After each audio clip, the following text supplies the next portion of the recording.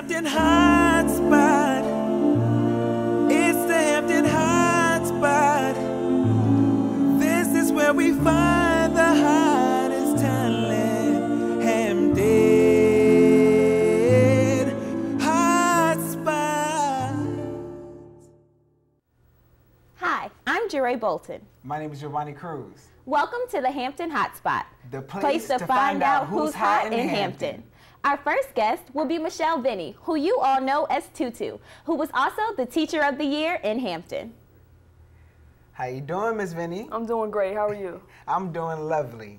So let me ask you a question. So what makes your poetry so special?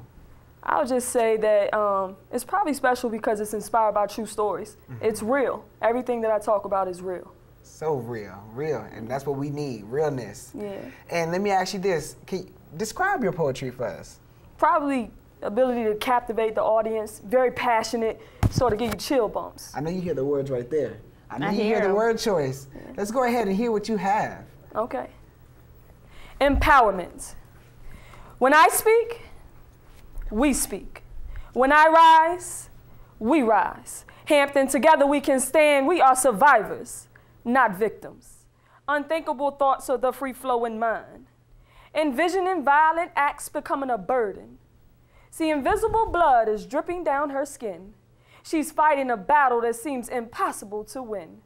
Searching for strength to come out of her from deep down within.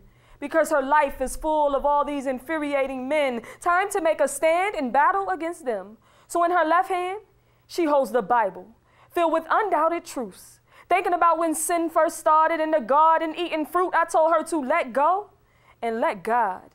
See, she was trying to decipher between what's wrong and what's right. In her left hand was the Bible, but do you know what was in her right? A long, shiny sword, way much sharper than a knife. She was a soldier in this war, refusing to lose. This medal is her protection. So now I'm thinking, how can I be the voice that will help her towards her resurrection? Because she is dead if she stoops to their level. Raising her hand, abusing the tongue. With every breath, anger is breathed out of her lungs, vengeance. But how can I be the voice that will teach her differently? Well, let me be more precise. That is through the word of God specifically. See, when I speak, we speak. When I rise, we rise. Hampton, together we can stand. We are survivors, not victims. Immature mindsets, unsure of the true meaning of life. Young boys needing role models, trying to become the things that they've seen.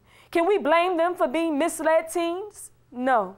They're just imitating the acts of misguidance. We must show them better than we can tell. And I know we all been through misery and we're just waiting to exhale, but what's life without a fight?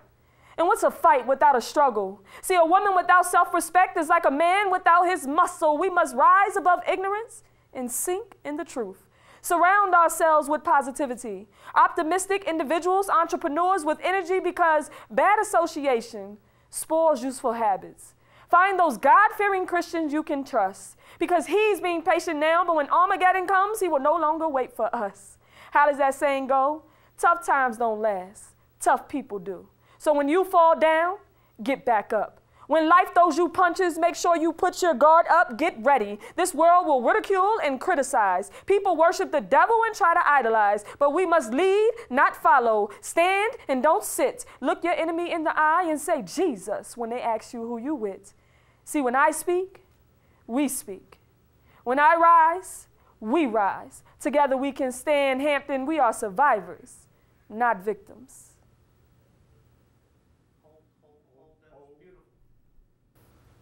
This poem is called The Bully, inspired by a true story.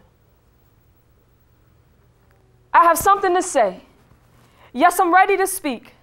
I'm only 4'11" with a size 4 feet, but I have the heart of a lion. Listen to the roar when I speak.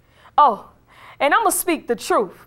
Not only for the kids, but the adults too. So after I'm finished, it's something I want you to do.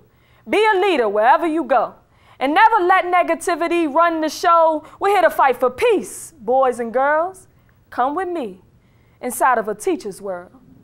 I once knew this little girl. One day saw her sitting outside of her classroom crying. And as I got closer, it was like I could see every bit of hope she once had dying.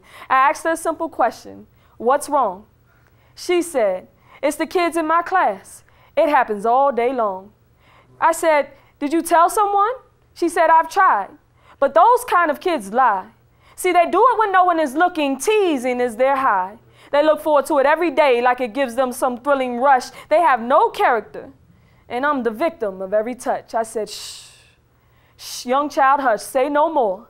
I slowly rise full of anger and walk towards that classroom door. And I must have walked in with this obvious disgust on my shoulder because their ignorance and bad attitudes had just left a bad odor. But I took a deep breath and I slowly released, pinpointing my eye on every child in every seat, ready to fix what teachers and parents everywhere have been trying to stop. The bully. The bully. I have questions for you, class. Why does killing souls give you a reason to laugh? Why does hurting someone else seem to be the objective of the class? Where are your morals? Where is your heart? See, I have questions for you, class, and I don't know where to start, but I can't take it anymore. She's out there all alone with tears flowing all over the floor, and you don't even care. See, everyone is different from their clothes to their hair, but that gives you no right not to like this little girl out there. And I don't know about you, but I can't stand bullies. People who think they all that. So I asked them, are you teasing and taunting because you have nothing else better to do? Or you met your match because I ain't afraid of you? I have a mother who went through this. She cried many days and nights. And now here we go again, another victim, another fight, another little girl ready to end her life, and we are her last chance. Please listen. I beg them, please change. When graduation comes, her parents also want to hear her name. But 1 year later, it was a shame. I heard on the news there was this house fire, and that same little girl never made it out.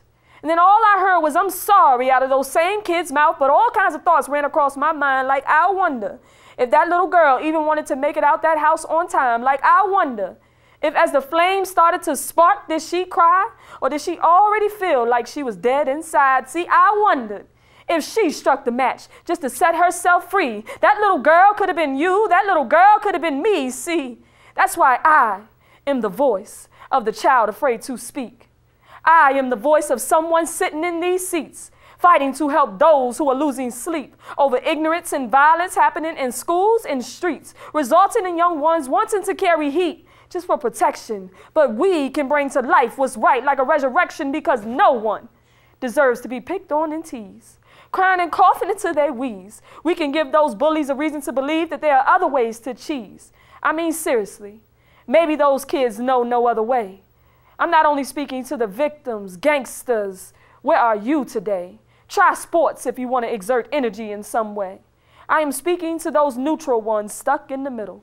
Your voice matters no matter how little. More to the story, we have to come together. We all want the same thing. Let's fight peace together. Mathematically speaking, actions plus words equal change. And as time evolves, we are the solutions to the problems we want to solve. We must speak the truth and face our fears in the face, because it doesn't have to be this way. Stop the bullying. Stop the violence. And now it's your choice. You can speak up or remain silent.